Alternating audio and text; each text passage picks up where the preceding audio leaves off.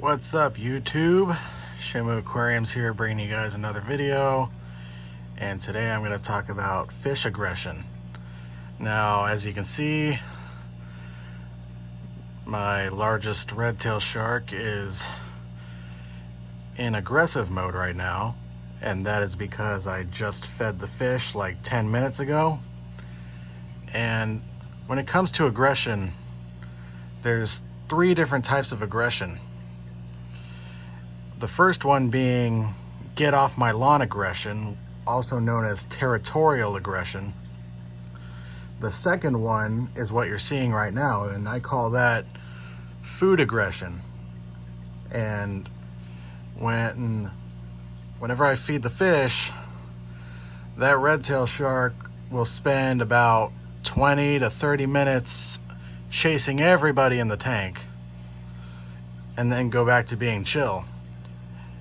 Now, those two types of aggression are the only types of aggression that I will tolerate from community fish, where like they do get aggressive, but only for like certain periods of time or like in certain territories of the tank. But the one type of aggression that I will get rid of fish over is the constant bullying and chasing around in circles all over the tank 24/7 and never stopping. That type of aggression is where problems with stress and injuries can occur. But when it comes to food aggression, as long as everybody's eating and the aggression isn't lasting for more than a couple hours a day, that's where I'll tolerate it. It still kind of annoys me a little bit, but it's not really going to impact the health and safety of the fish. But as you can see, I have 4 rainbow sharks and 2 redtail sharks in this tank, and obviously that slightly larger redtail shark is the boss of this tank. And for about 20 to 30 minutes a day after I feed the fish, he makes sure everybody knows that he's the boss. Now, people do say that they get worse as they get older, but in my experience, that hasn't been the case. Like, in my experience with keeping these fish, as they get older and bigger, they would actually chill out or remain the same, if anything. But like, I've seen many people in Facebook groups and even on YouTube talk about getting rid of fish because, oh, it would get aggressive during feeding time. Before I get rid of an aggressive fish, I make sure all the other fish are still like eating and not showing signs of stress. And as you can see, the rose lines, after they get chased around a bit by the redtail shark, they just go back to foraging at the bottom for food and doing their thing. Now, if they were hiding in corners and like hanging out like near the top of the tank, breathing all heavy, that's how you know you got a problem. Now, with this particular redtail shark, this actually doesn't even seem to be like a daily occurrence. Sometimes I'll feed them and he won't act like this, and then there's days like today where he will, and it's always only during feeding time. Now, he also, during feeding time, sometimes he won't even be chasing the fish over here. During feeding time, he'll only chase the rose lines when they come over here into this part of the tank around feeding time. When it's not feeding time, he doesn't mind them coming over here. Now, in the past, have I gotten rid of a fish for being too aggressive? Of course I have.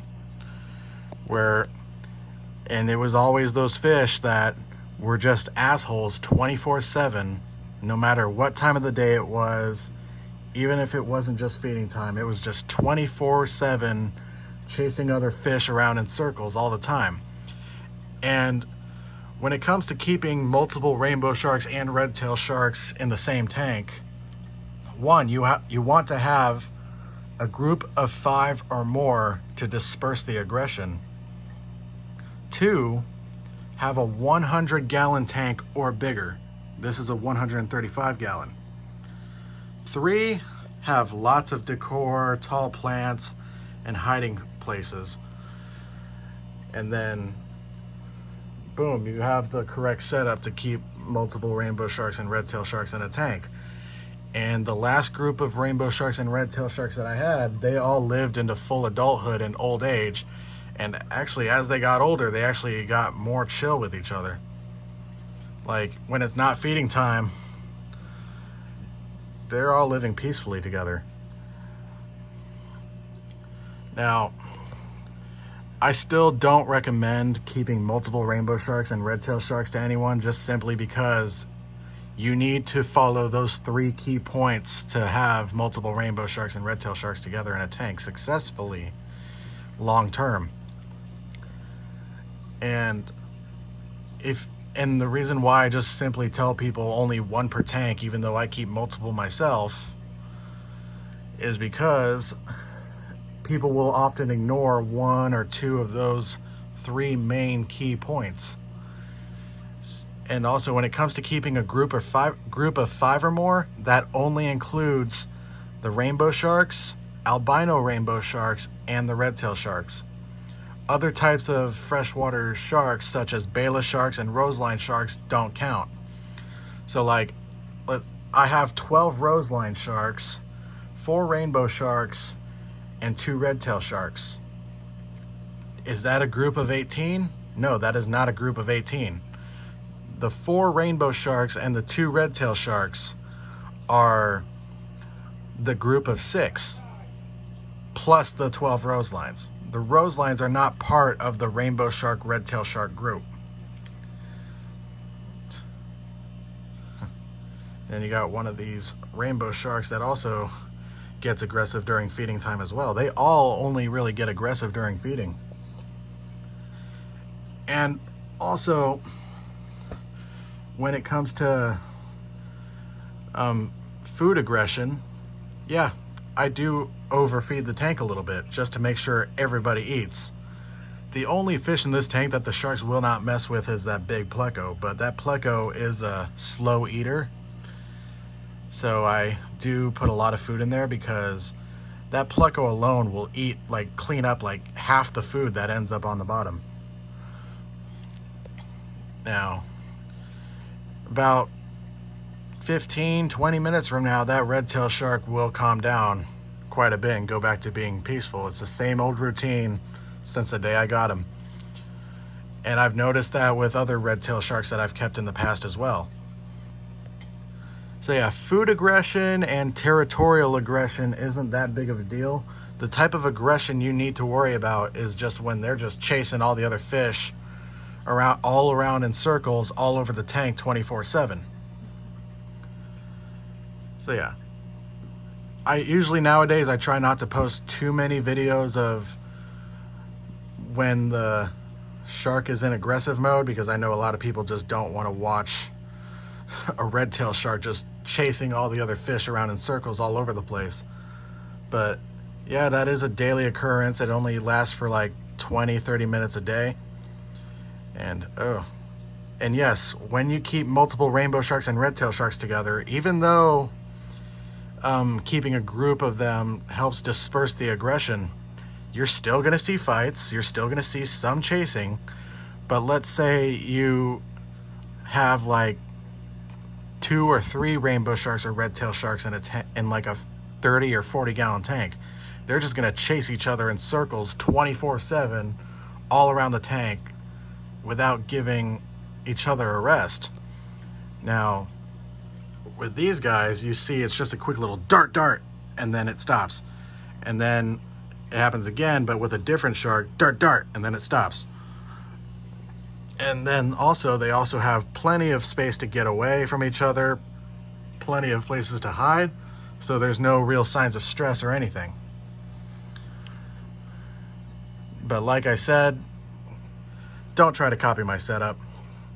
Now, the benefit to having multiple rainbow sharks and red-tailed sharks in a tank that I've noticed over the years, and the reason why I keep multiple rainbow sharks and red-tailed sharks in a tank, is because every time I've only kept one of these sharks in a tank, that's when they go into full-on aggressive 24/7 mode and just terrorize everybody. But for some reason, when I have them in a group, things seem to be more chill than they normally would be if I were to just keep one. I don't know why that is, but it's based on my experience, and it's the same case with these sharks as well. Now, this red-tailed shark over here, he does chase the rose lines during feeding time, but all other times of the day, he only really chases the rainbow sharks out of this part of the tank, but doesn't mind the rose lines coming over here when it's not feeding time. So yeah, don't try to copy my setup and try to put like 5 or 6 rainbow sharks and red-tailed sharks in your tank unless it's a 100-gallon or bigger and you plan to have a lot of decor in the tank. Yeah, that little rainbow shark's a dick too. Red-tailed shark was a bad influence. Teach them young.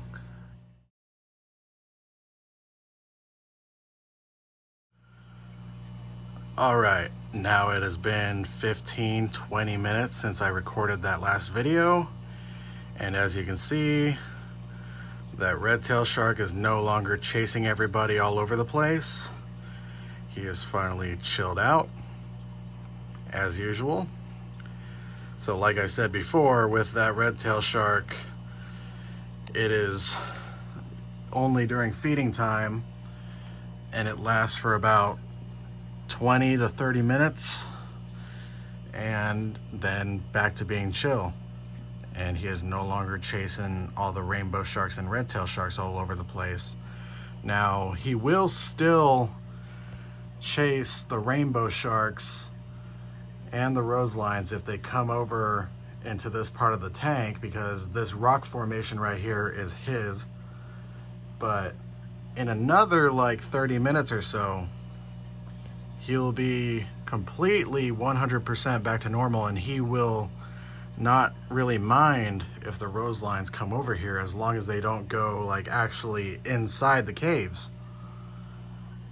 But now he's no longer coming over here and just chasing everybody all over the place. So yeah. Now, the rainbow sharks, they're never welcome into this part of the tank. He is extra prejudiced towards them, as you would expect. But like I said before, keeping a group of 5 or more rainbow sharks and red-tailed sharks is what helps disperse that aggression. I guarantee you, if there was just 2 in here right now, see, like that one rose line got a little bit too close, but like I said, if there was just 1 or 2 of them in here right now, you would just see them constantly chasing each other in circles all over the place, constantly. Now, where things start to shift, about 20 to 30 minutes after feeding, I've noticed that's when the rose lines start to get a little frisky with each other. Like this one rose line wants to fight now. The big guy's just like, what are you doing? But yeah, red-tailed shark went back to being chill, back to his little area, and there's no more aggression. The get off my lawn or territorial aggression, that's just when they only chase other fish out of certain spots in the tank. That's no big deal either. Food aggression's not that big of a deal either. But now, this is the transition to where about 30 minutes after feeding time, for whatever reason, that's when the rose lines start to mess with each other or start sparring with each other. And they came into the red-tailed shark's territory, and the red-tailed shark's like, get out of here, take it somewhere else. And then chases the rainbow shark a little bit.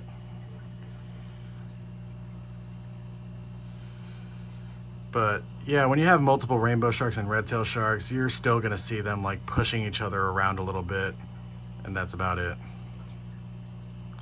Now my 3 big rose lines are in a sparring session.